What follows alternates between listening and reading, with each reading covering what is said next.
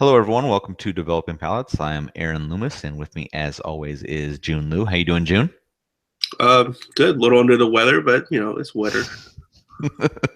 Yep. So today we are talking about the MBombay Vintage Reserve Lancero 1973.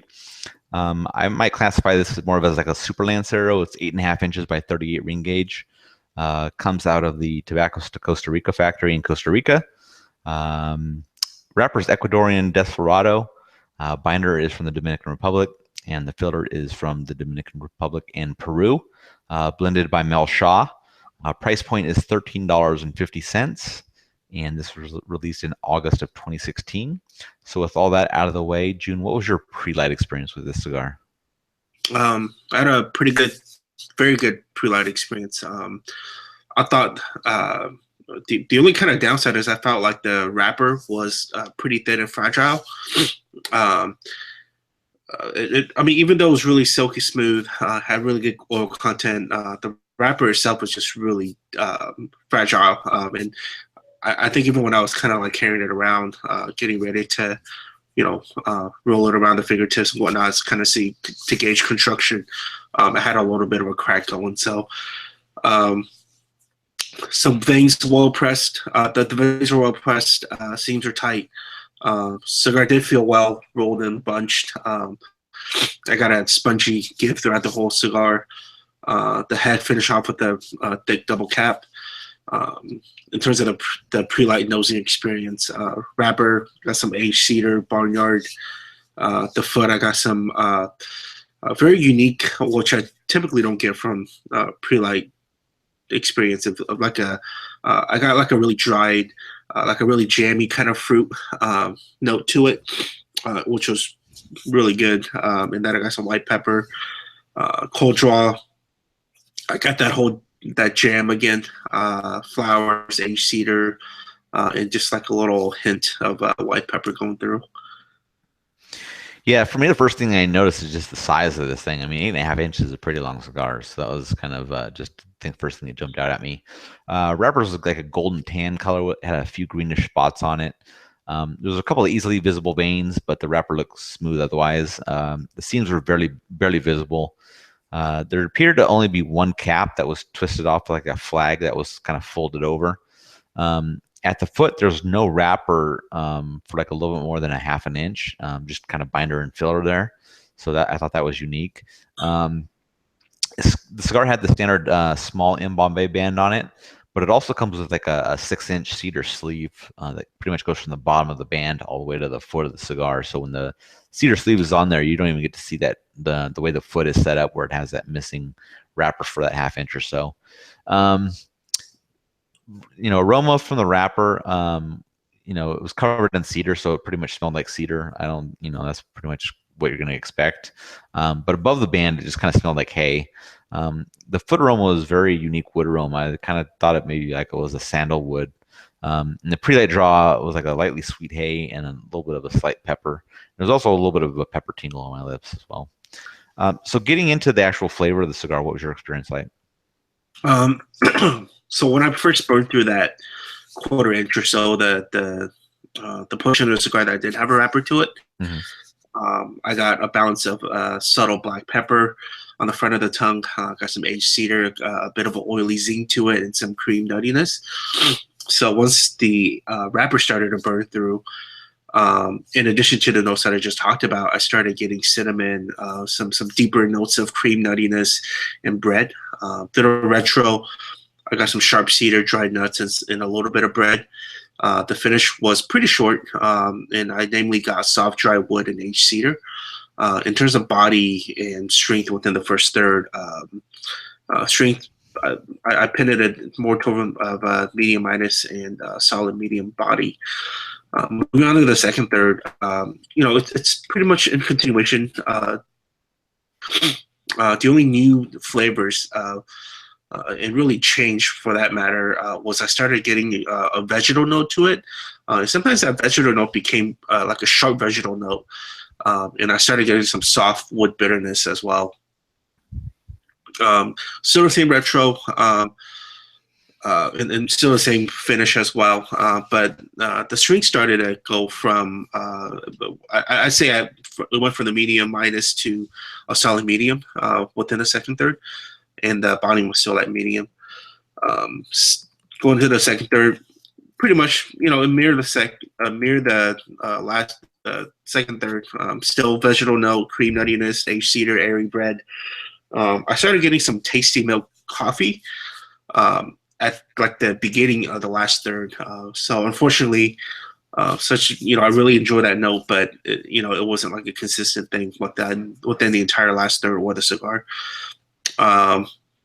Still the same retro, sharp cedar, dry nuts, light bread. And actually, I take that back. I started getting a little hint of a metallic note on the retro on the last third, which it kind of made me think perhaps the cigar still needed some time to kind of work through that. Finish still short, just like a slightly intensified dry wood cedar to it. Body and strength still, within the medium mark side, but overall, it was a very subtle kind of a delivery of flavors for me on this cigar. Mm-hmm. Yeah, for me, I took that cedar sleeve off of it and I kind of snapped it in half, and I used that to light the cigar. I felt it was just there, so I decided to use it. But the initial draws, brought some of that same sandalwood note that I was getting from the foot aroma.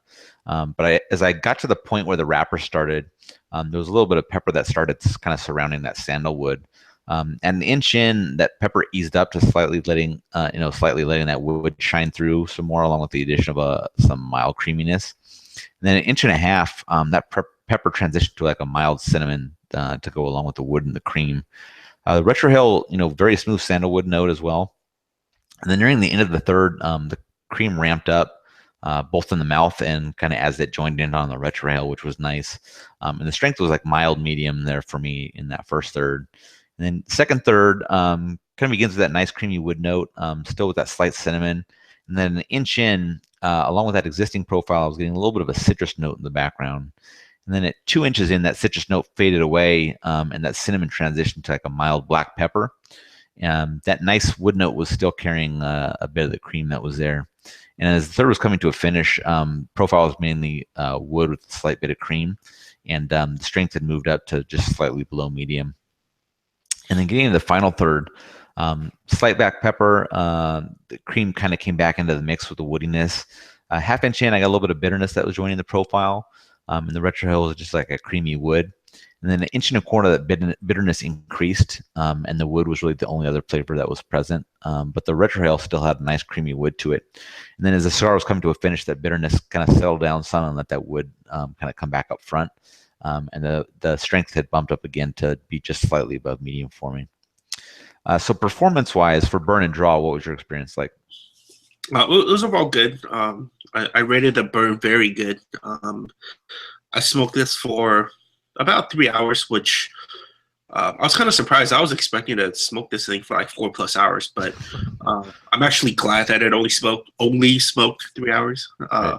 So burn line almost razor sharp throughout the whole time. Ashes held pretty tight, minimal flowering, average 1 inch increments. And I rated the draw a good draw. I thought that was a little snug for me, but it wasn't so snug that it was annoying. And I haven't cut that cap. I cut the cigar to the very bottom of that cap. It was still the same level of tightness, but it was still good though. Yeah.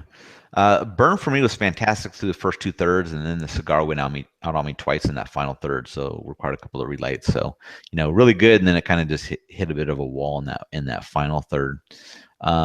For the draw, it was just a little bit tighter than I prefer, but I kind of expected that due to that, the small ring gauge as well as the length of the cigar. But otherwise, it was very good for me. So overall, what were your thoughts on the cigar? One word comes to mind when I think about the cigar. I describe it as being a very delicate cigar.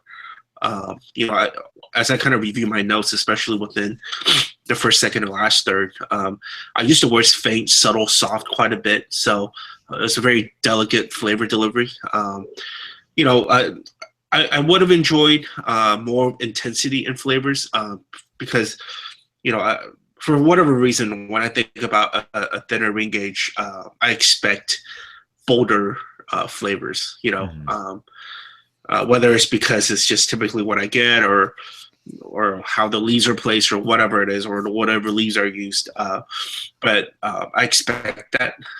Um, you know, I guess kind of also with that said, the cigar didn't wow me, nor did it disappoint me.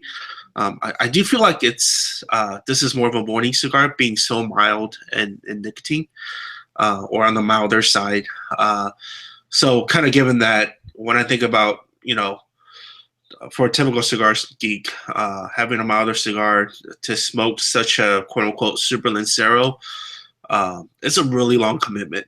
Mhm. Uh, so, but nonetheless, I will still enjoy it again. I'll still smoke it. It's not something that I would refuse if I were to be given one. But a little on the delicate side for me, even though it's still good. Right. Yeah, for me, that I think this is the profile that MBombay really shines with.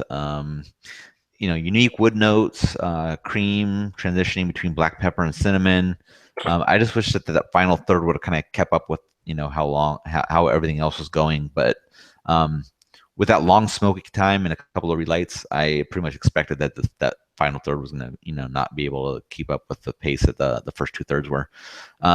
Strength level for most of the cigar was medium and below, so I think most smokers would be able to enjoy this. And I think it's unique enough that people should give it a shot. I'm definitely interested in smoking more of these. If that final third, and like what you said, where you got that metallic flavor, maybe a little bit more time kind of settles down that final third a bit, and you can even enhance that profile a bit more. But I almost wish that this was a standard Lancero size where it was just 7 inches, kind of lose that back half inch and a half. And, I think that might just be a really nice smoke. I wouldn't have some of those issues in that final third, and I think would just increase the score there. But I don't know. I'm wondering if anybody's, and I'd be curious to talk to Mel Shaw and ask him, has anybody ever just cut the cigar in half and smoked it as two separate cigars? I mean, you get four and a quarter inches for two cigars if you can do it that way. I mean, What's funny? When I was smoking this cigar, I thought exactly that. I don't know if you've seen this, but like I want to say maybe it was like 6, 7 years ago. There was these cigars called Double Happiness. uh-uh. You know what I'm talking about? So it's basically, uh, I think it was namely like a perfecto shape, in which at the very middle of that cigar, Yep. they wrapped like an extra leaf, right? Where the premise of that is you can smoke the whole thing at one shot, or you could cut the middle and then have two cigars. Right. Uh, And so, in 2015, Acme did that same thing. oh, did it? So it was a standard like Parejo, except for both. There was no foot. It was heads at both ends, and they did that same thing. They had that strip of leaf in the middle, so you could cut it and it wouldn't unravel on you. Mhm. And it was kind of meant for you to cut it in half to like either have two cigars or to share it with somebody. I can't Right. remember the exact name of it, but it was Acme. I want to say it was the Route 66 line, but Huh. I don't remember what the Vitola name was. But Yeah. maybe that's where they got the idea from. I didn't know about the double happiness, but Yeah. hey, there you go. We're getting some cigar history on a review recap. So let's get into scores. I gave it a 7.20. You gave it a 6.80. How do you think your score matches up with your experience? Score match well. I mean, overall rated the flavors to be good. Construction burn to be very good. Good draw. Overall good. So, and that's exactly number wise. That's how it came out, and in line with my expectations.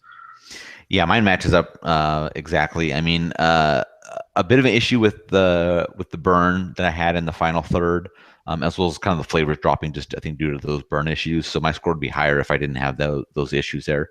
But I think it's a good score. And like I said, if it was an inch and a half shorter, I don't know, probably above 8 for me, maybe. But for me, in Bombay makes some unique cigars, unique flavors. That sandalwood wood thing. They have a lot of aged wood, and it's not like in your face strength. It's like it's something you're kind of searching for some flavors and you find them and you're kind of like waiting for things to happen. So for me, it's a unique experience that I like. So if you haven't smoked an MBombay cigar, I would say definitely try one. It could be this cigar or something else in their line, but they have some unique smoke, so that'll be my recommendation. So I'm definitely gonna smoke this cigar again. Any other final thoughts from you? Nope, that's it. All right. Well, thank you for watching. If you're just catching this video on YouTube, be sure to subscribe to us, but also check out the full written review on the website, developingpalates.com. Also, be sure to follow us on all the social media sites, Facebook, Instagram, Twitter, Google+. Thank you for watching, and we will catch you on the next video.